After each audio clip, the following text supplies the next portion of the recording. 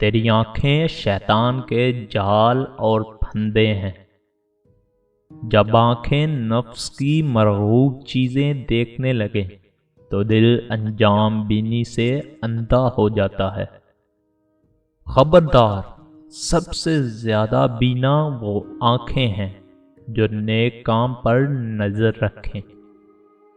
اللہ جل جلالہ کو یہ آنکھیں دیکھ نہیں سکتی، بلکہ مومن کے دل حقیقت ایمان کی بدولت اسے ادارک کرتے ہیں۔ آہستگی ادائے فرض کے سوا تمام کاموں میں اچھی، اور اسراف نیک کاموں کے سوا سب چیزوں میں برا ہے۔ آہستگی سے کام کرنے والا کامیابی کے لائق اور مخلص قبولیت دعا کا سزاوار ہے۔ آہستگی کے ساتھ کام کرنے سے فائدہ اور جلدی کے ساتھ کام کرنے سے غلطی اور لغزش ہو جاتی ہے۔ کام میں آہستگی کرنا تباہی سے بچاتا، اور سوچ سے بات کہنا لغزش اور غلطی سے محفوظ رکھتا ہے۔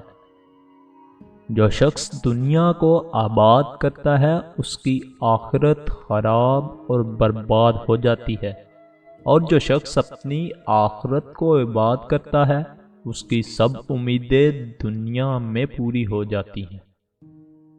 بے شک تم کو دارالفنا دنیا کی آبادی کی نسبت دارالبقا یعنی آخرت کی آبادی کی زیادہ ضرورت ہے، اور بلا شبہ تم کو اپنے عطیے کا بدلہ لینے کی ایسی سخت حاجت ہے کہ سائل کو اس کے لینے کی اتنی حاجت نہیں۔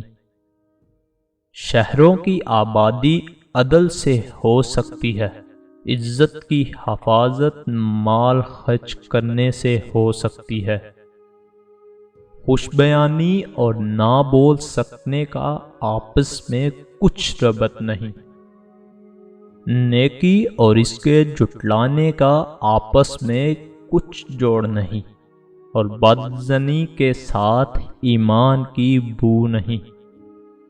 آخرت باقی اور دنیا فانی میں امتیاز نہ کرنا بہترین نظر ہے۔